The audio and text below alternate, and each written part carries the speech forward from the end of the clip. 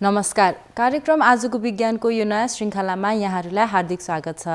नेपाल सरकार शिक्षा विज्ञान तथा प्रविधि मन्त्रालय, बीपी कोइराला मेमोरियल प्लानेटोरियम तथा अब्जर्भेटरी, विज्ञान सङ्ग्रहालय विकास समिति तथा नेपाल टेलिभिजनको संयुक्त प्रस्तुति रहेको यो कार्यक्रम हरेक 15-15 दिनको अन्तरालमा मङ्गलबार राति 9:30 बजे नेपाल टेलिभिजनबाट प्रसारण हुने गर्दछ। यस कार्यक्रममा हामी विज्ञान तथा वैज्ञानिक जगतमा भए गरेका रोचक गतिविधि तथा जानकारीहरू प्रस्तुत गर्ने गर्दछौँ, जुन क्रम आजको श्रृङ्खलामा पनि कायम नै रहनेछ। त आउनुहोस् कार्यक्रमको सुरुवात गरौँ कार्यक्रमको पहिलो स्तम्भ विज्ञान गतिविधिबाट। सौर्यमण्डलका अन्य ग्रहहरूको तुलनामा पृथ्वीको जस्तै गुरुत्व, आकृति तथा अन्य संरचनाहरूसँग मिल्दोजुल्दो भएकोले अन्वेषकहरूका लागि मङ्गल ग्रह एक प्रमुख गन्तव्यको रूपमा रहेको छ। मङ्गल ग्रहमा विभिन्न अन्तरिक्ष यानहरू प्रत्यारोपण गरेर विभिन्न अध्ययन तथा अनुसन्धानहरू पनि भइरहेको छ। सन् 2012मा प्रत्यारोपण गरेको नासाको मार्स क्युरियोसिटी रोभरले मङ्गल ग्रहको सतहमा रहेका चट्टानहरू अध्ययन गर्दै आएको छ भने हालै उक्त रोभरले मङ्गल ग्रहमा कार्बनका परमाणुहरू फेला पारेको छ, जुन कार्बनका परमाणुहरू पृथ्वीमा जैविक क्रियाकलापद्वारा उत्पादन हुने परमाणुहरूसँग मेल खान्छ। यसरी जीवनको उपस्थिति सङ्केत गर्ने कार्बनको परमाणुहरू फेला पारेसँगै मङ्गल ग्रहमा पनि जीवनको सम्भावना रहने देखाएको छ। कार्यक्रममा अब हामी प्रस्तुत गर्दैछौँ यही विषयमा तयार पारिएको यो एक रिपोर्ट।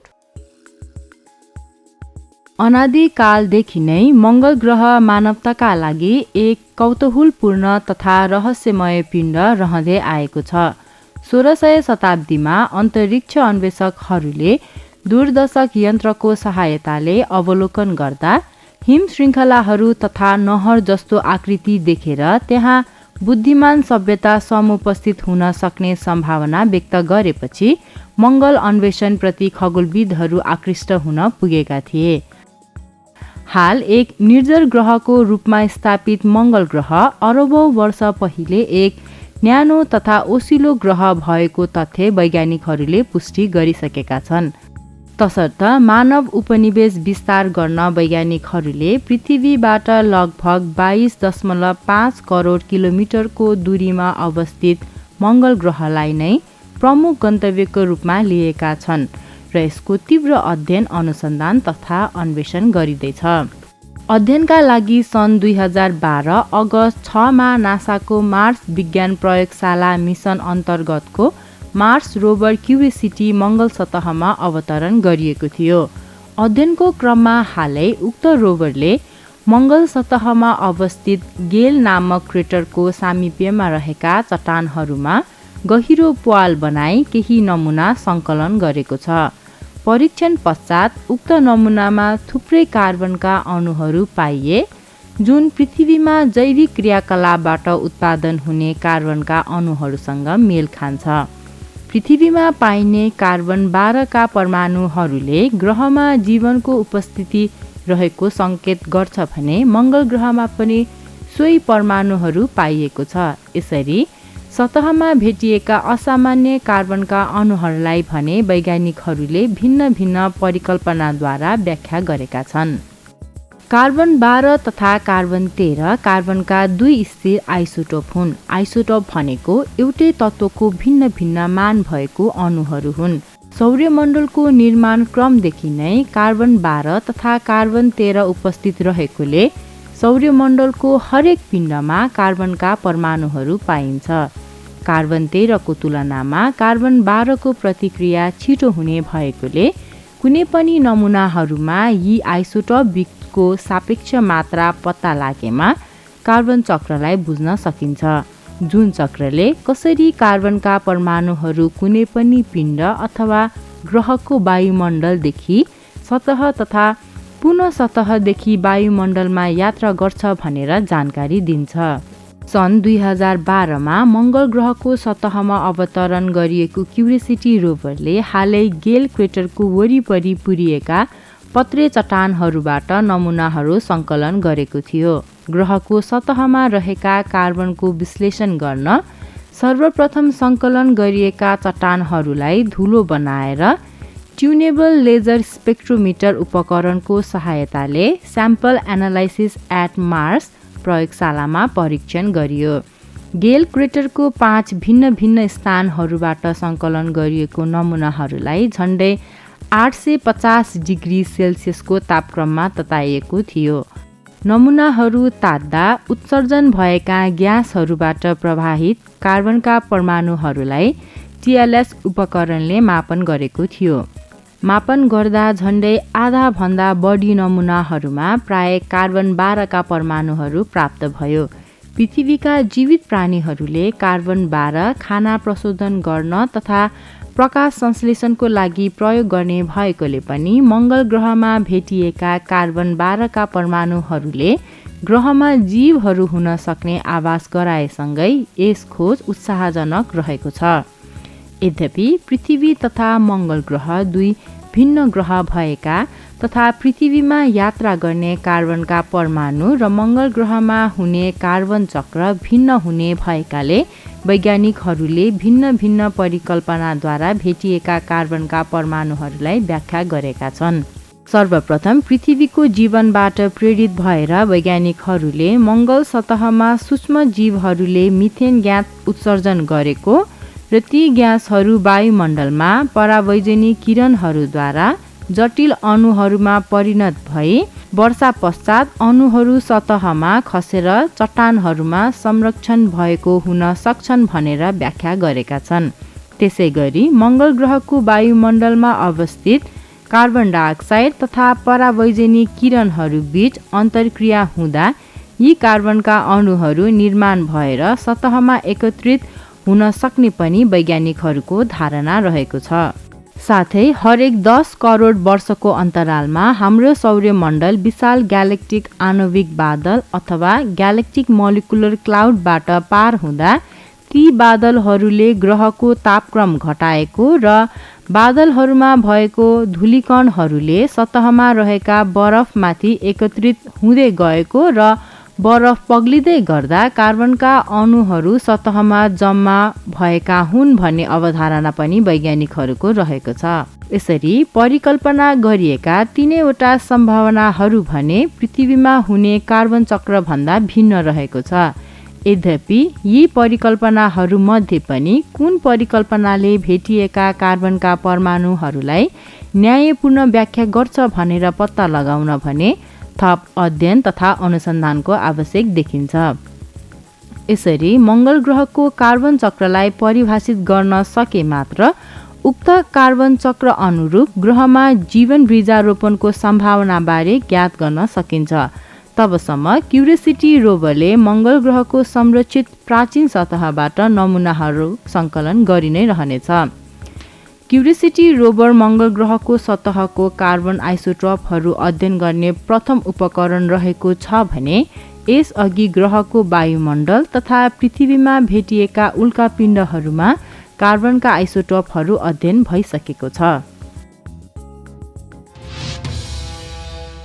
पृथ्वी हाम्रो सौर्यमण्डलमा मात्र नभए यस सुदूर ब्रह्माण्डमा नै एक जीवन्त ग्रहको रूपमा समुपस्थित रहेको छ। सूर्यको ताप तथा ग्रहको भित्री तापले ग्रहमा उपस्थित रहेका जीवधारीहरूलाई निरन्तर ताप स्थानान्तरण गर्दछ। हालै अन्वेषकहरूले स्विजरल्यान्डमा अवस्थित इटिए जुरिक विश्वविद्यालयको प्रयोगशालामा पृथ्वीको भित्री कोरलाई नमुना बनाई अध्ययन गर्दा आफूले अपेक्षा गरे भन्दा पृथ्वीको भित्री कोर चाँडै सेलाइरहेको देखाएको छ। यसरी पृथ्वीको भित्री कोर चाँडै सेलाउँदा यसले ग्रहमा उपस्थित रहेको जीवधारीहरूलाई प्रतिकूल असर परी एक जीवन्त ग्रह निर्जीव ग्रह बन्न सक्ने सम्भावना देखाएको छ। कार्यक्रममा अब हामी प्रस्तुत गर्दैछौँ यही विषयमा तयार पारिएको यो एक रिपोर्ट। लगभग 4.6 अरब वर्ष पूर्व पृथ्वी उद्भव हुँदा पृथ्वी एक जीवनविहीन एवं वासस्थान अयोग्य ग्रहको रूपमा अवस्थित थियो। पृथ्वीको सतह म्याग्माको गहिरो सागरले ढाकिएको कारण सतहमा अत्याधिक तापक्रम थियो। परिभ्रमण गर्दै जाँदा लाखौं वर्षपछि ग्रहको सतह चिसिँदै गयो र झन्डै 1 अरब वर्ष पश्चात नीलहरित सूक्ष्मतम जीवहरूद्वारा पृथ्वी जीवन्त हुन पुग्यो। ग्रहको सतहमा जीवन सम्भव हुनुको मुख्य कारण भने पृथ्वीको भित्री सतहमा सञ्चालन भइरहेको चट्टानहरूको तरल पदार्थ हुन् जसले जीवधारीहरूलाई नियमित ताप स्थानान्तरण अथवा हिट ट्रान्सफर गर्दछ। हालै गरेको अनुसन्धानले भने पृथ्वीको भित्री सतह अपेक्षा गरे भन्दा छिटो चिसिरहेको र पृथ्वी पनि अर्को मङ्गल ग्रह हुन सक्ने जानकारी गराएको छ। स्विजरल्यान्डमा अवस्थित इटिया ज्युरिक विश्वविद्यालयका अनुसन्धानकर्ताहरूले उक्त अनुसन्धान प्रयोगशाला मार्फत प्रस्तुत गरेका हुन्।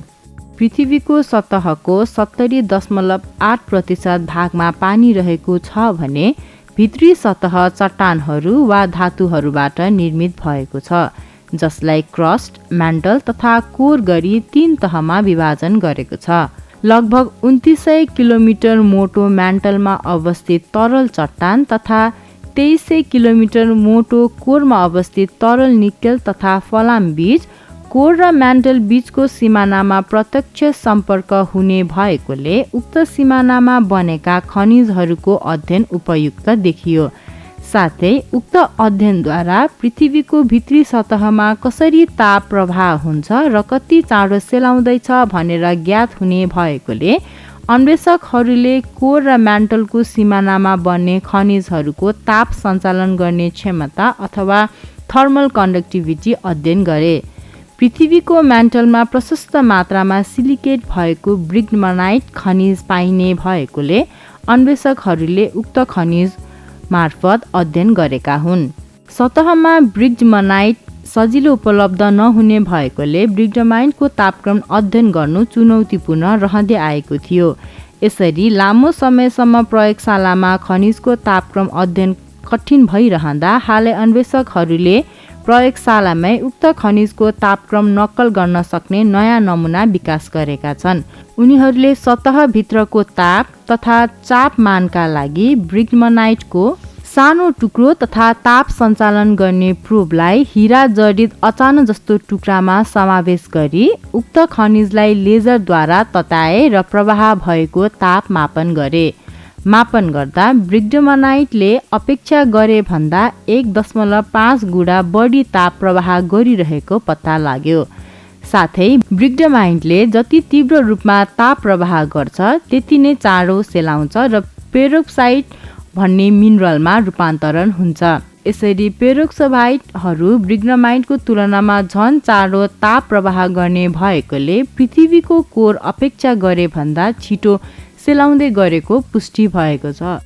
पृथ्वीको कोरबाट जति तीव्र रूपमा ताप प्रवाह हुन्छ त्यति नै तीव्र रूपमा कोर सेलाउँदै जान्छ र बिस्तारै भित्री सतहमा भएका धातु तथा चट्टानहरू सबै ठोस पदार्थमा परिणत हुन्छ र भित्री सतहबाट ताप सञ्चालन हुने प्रक्रिया ठप्प हुन जान्छ।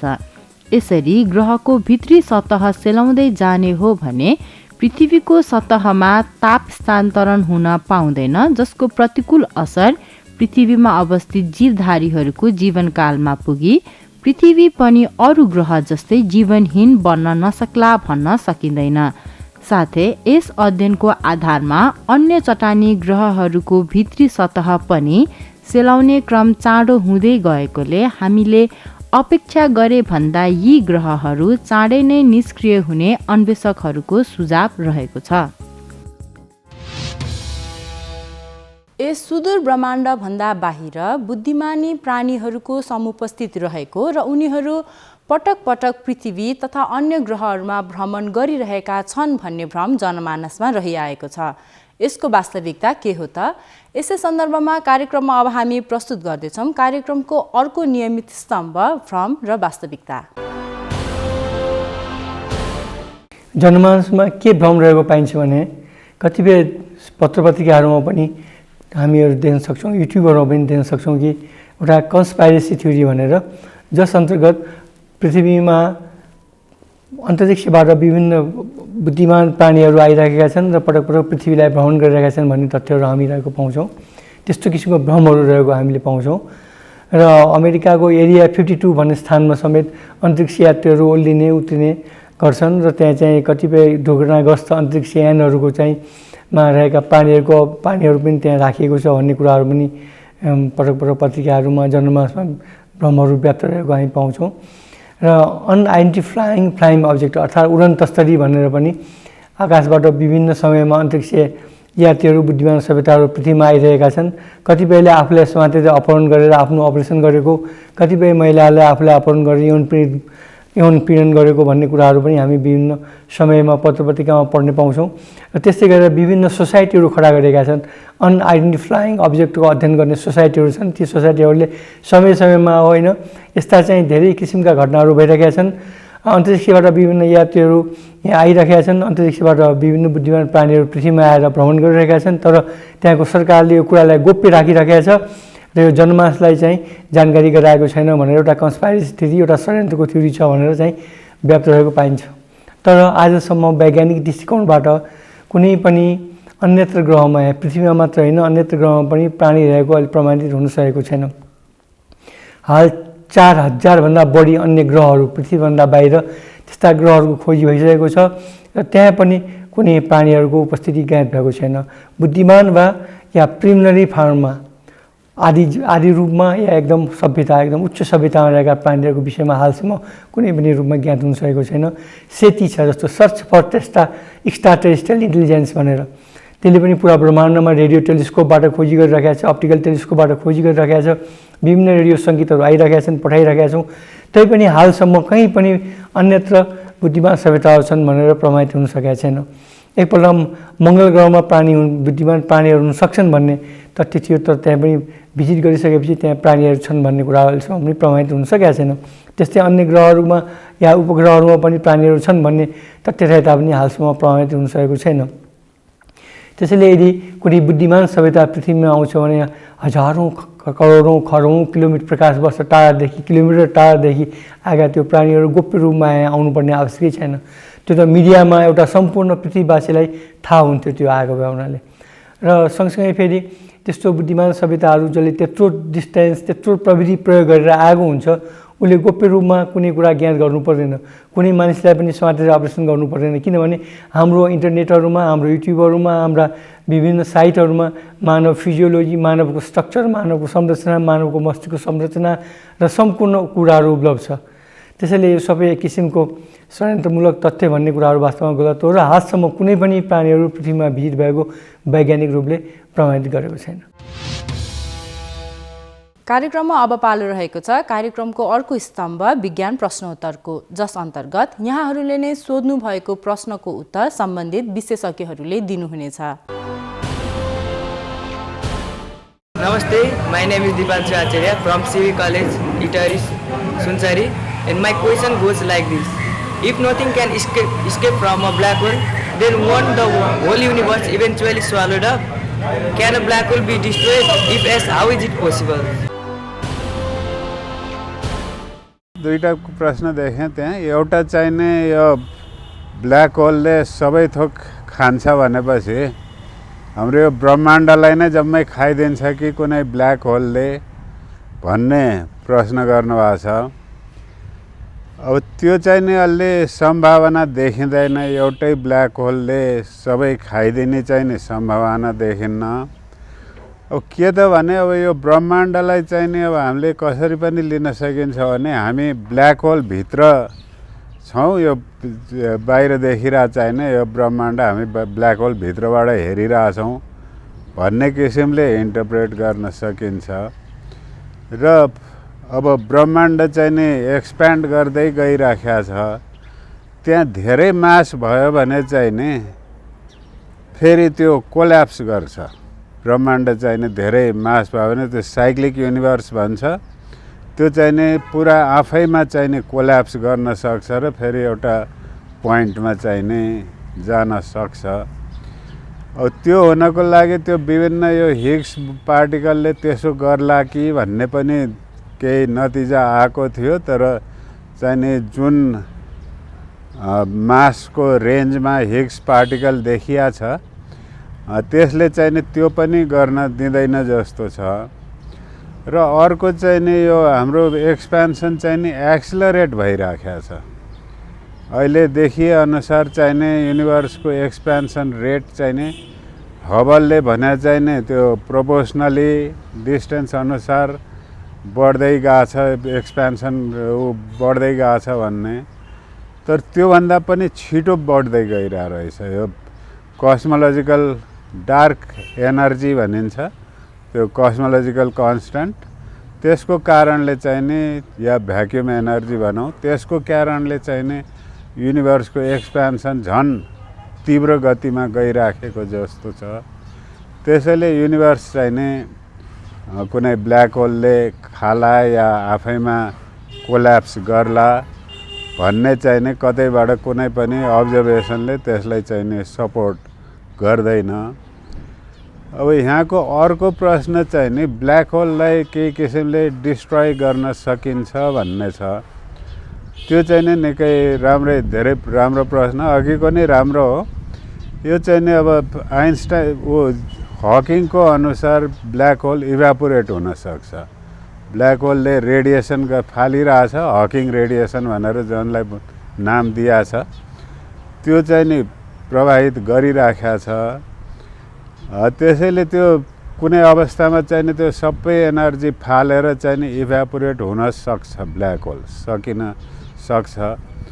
तर चाहिँ नि अर्को एउटाले अनौठो कुरा के छ भने ब्ल्याक होललाई चाहिँ नि एउटा, अब तपाईँहरूले थाहा पढ्नुभयो होला, ब्ल्याक बडी भनेर मान्न सकिन्छ। ब्ल्याक बडी भनेको चाहिँ नि त्यसमा परेको सबै रेडिएसन एनर्जी चाहिँ नि सोच्नेलाई ब्ल्याक बडी भन्छ। अब ब्ल्याक बडी त्यो सबै सोचेपछि त्यसले केही फाल्नु पनि पर्छ भन्ने ब्ल्याक बडी रेडिएसन भनेर त्यो प्रमाणित भइसकेका कुराहरू हुन् र त्यही किसिमको हकिङ रेडिएसन पनि हो। त्यसैले कुनै पनि ब्ल्याक बडीको एउटा तापक्रम, टेम्परेचर भनेर एउटा बयान गर्न सकिन्छ त्यसको विभिन्न गुणहरूमध्ये। र त्यो टेम्परेचर चाहिँ नि मासको रेसिप्रोकल 1/मासले जान्छ।